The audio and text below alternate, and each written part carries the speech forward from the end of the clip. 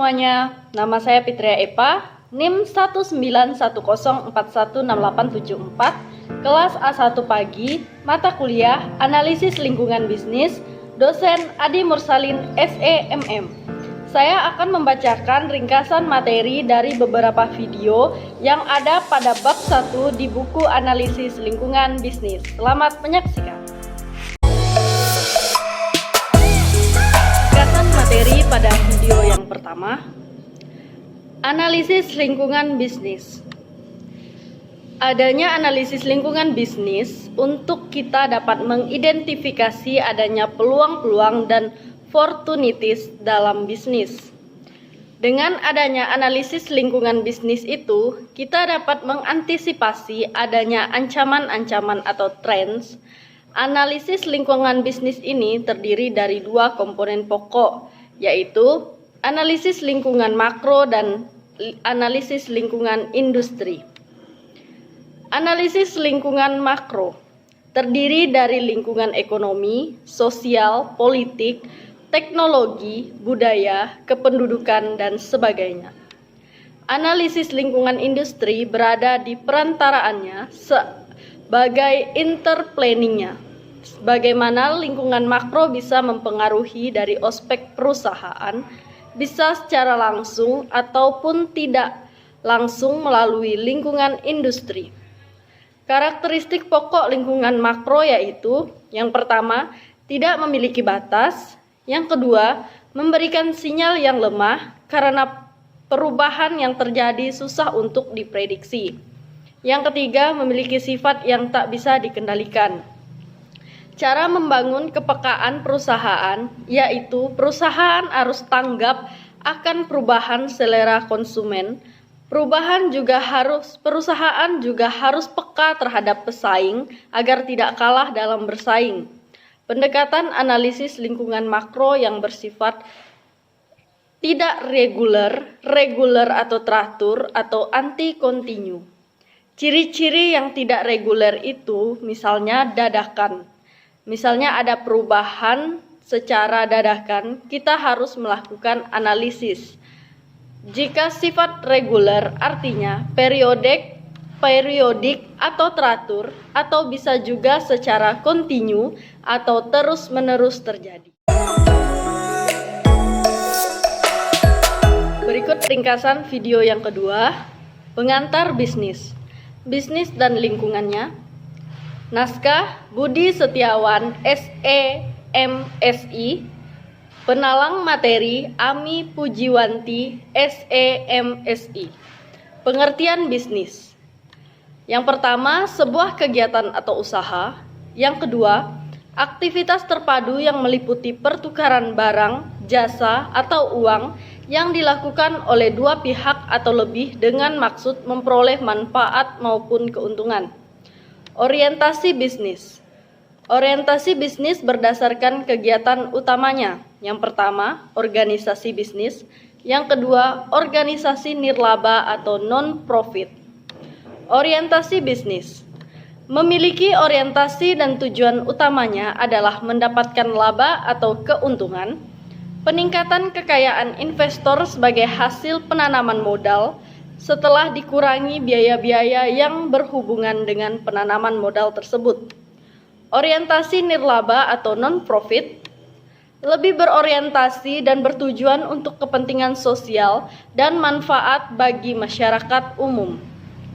Misalnya, yayasan pendidikan dan sosial, lembaga bantuan hukum, dan lembaga swadaya masyarakat dan lain sebagainya.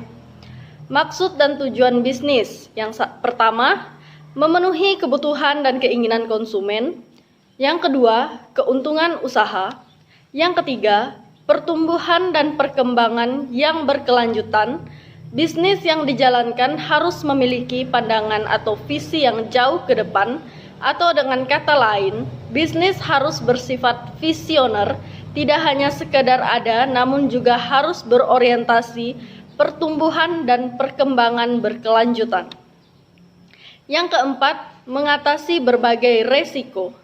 Yang kelima, tanggung jawab sosial aktivitas bisnis selain dimaksudkan keuntungan atau laba, juga dapat berbagai bentuk tanggung jawab sosial dengan membukakan lapangan pekerjaan bagi orang lain. Dengan kata lain, bisnis mampu memberikan manfaat positif bagi masyarakat sekitar.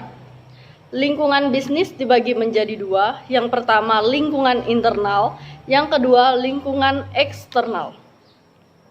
Lingkungan internal, sumber daya manusia dan fisik yang mempengaruhi kinerja bisnis secara langsung. Sebagai lingkungan yang dapat dikendalikan oleh organisasi, yang pertama karyawan atau tenaga kerja atau sumber daya manusia. Yang kedua manajemen atau keahlian pengelola. Yang ketiga, pemegang saham atau shareholder atau stockholders. Yang keempat, model dan peralatan fisik atau dana, mesin, gedung. Yang kelima, informasi. Lingkungan eksternal, institusi atau kekuatan luar yang potensial mempengaruhi kinerja organisasi. Sebagai lingkungan yang tidak dapat dikendalikan oleh organisasi atau terbagi menjadi dua bagian, yaitu yang pertama, lingkungan khusus atau lingkungan mikro. Yang kedua, lingkungan umum atau lingkungan makro. Lingkungan khusus atau mikro adalah bagian dari lingkungan yang secara langsung relevan terhadap pencapaian tujuan organisasi, meliputi orang-orang yang memiliki kepentingan dalam organisasi atau stockholder, yakni konsumen atau pembeli barang atau pemakai barang. Yang kedua, pemasok yang menyediakan barang. Yang ketiga, pesaing yang merebutkan pelanggan. Yang keempat, kreditor atau kreditor adalah pihak yang memberikan kredit pinjaman ke pihak lainnya. Yang berikutnya, lingkungan umum atau makro, lingkungan yang tidak terkait secara langsung terhadap kegiatan operasional organisasi, meliputi dimensi yang pertama ekonomi, yang kedua politik dan hukum, yang ketiga sosial budaya, yang keempat demografi, yang kelima teknologi, yang keenam kondisi global. Peluang dan tren bisnis masa depan. Peluang. Yang pertama revolusi teknologi informasi, yang kedua perkembangan iptek baru pada bidang tertentu, yang ketiga meningkatkan globalisasi. Berikutnya, tren bisnis masa depan. Yang pertama, laju pertumbuhan ekonomi yang kuat dan konsisten. Yang kedua, berkurangnya tingkat inflasi dan defisit anggaran yang besar. Yang ketiga, pasar bebas dan sistem keuangan terbuka. Yang keempat, inovasi.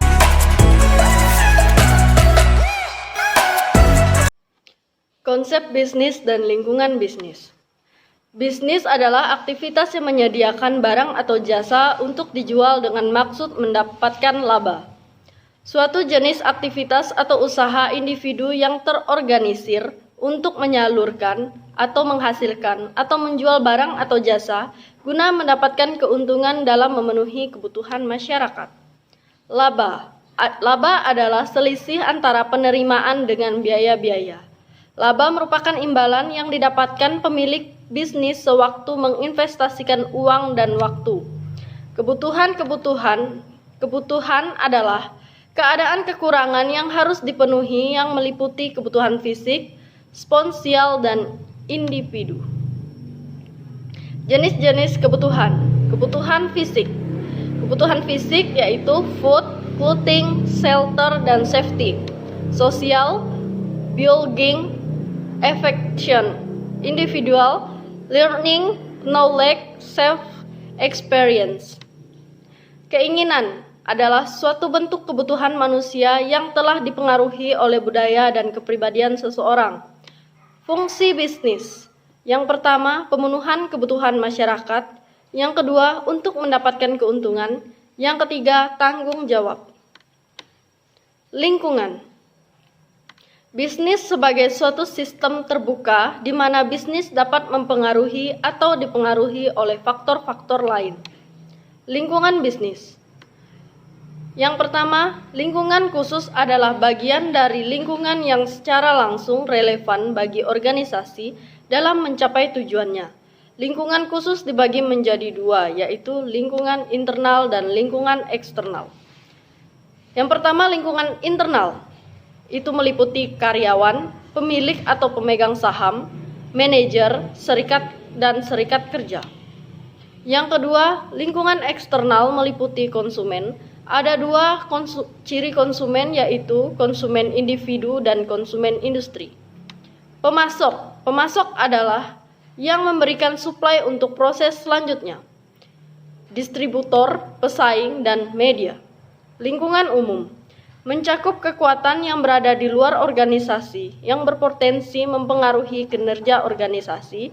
Yang pertama, faktor alam, ekonomi, politik dan hukum, sosial budaya, kondisi sosial banyak aspek, misalnya sikap, gaya hidup, adat istiadat, dan kebiasaan dari orang-orang di lingkungan eksternal dan lingkungan pasar sasaran.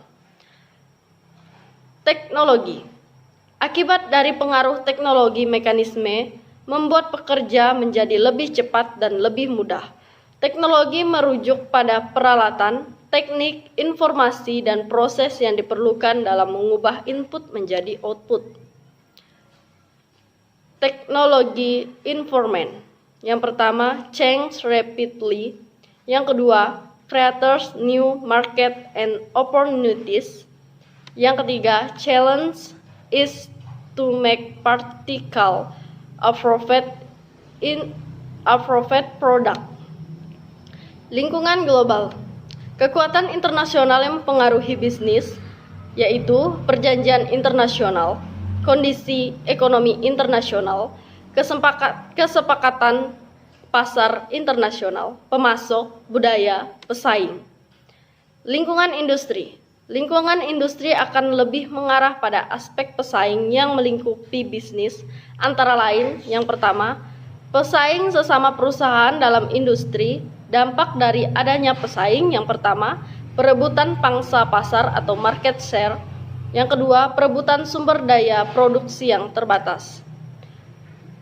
Dan yang terakhir adalah ancaman dari produk pengganti atau barang substitusi.